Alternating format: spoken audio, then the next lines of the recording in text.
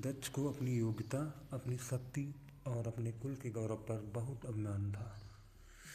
आपने इस कथा की शुरुआत बहुत ही सुंदर और भावुक शब्दों में की है। शिव और सती की यह कहानी वास्तव में केवल एक प्रेम कथा नहीं, बल्कि समर्पण और अहंकार के बीच के संघर्ष की एक महान गाथा है।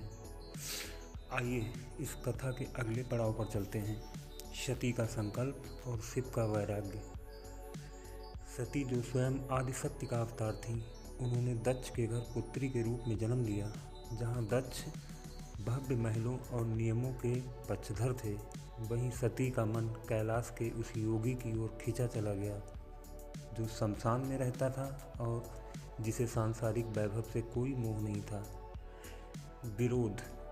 राजा दक्ष कभी नहीं चाहते थे कि उनकी पुत्री एक अघोरी या भिक्षुक से विवाह करे। उनके लिए शिव उनकी मर्यादा के विरुद्ध थे। तपस्या। सती ने राशि ठाट बाट त्याग कर कठोर तप किया ताकि वे महादेव को प्राप्त कर सकें।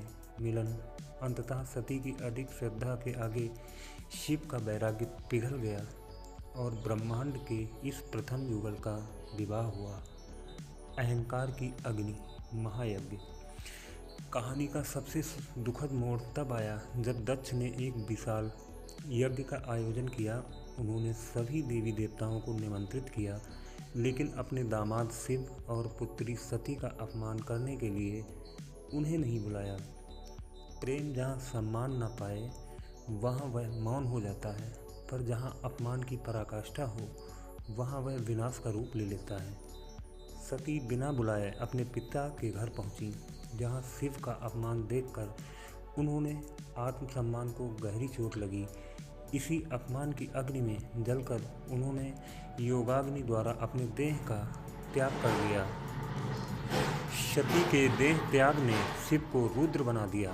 उनका तांडव सृष्टि के विनाश का संकेत था, परंतु यही वह क्षण था जहां से प्रेम ने एक नया रूप लिया।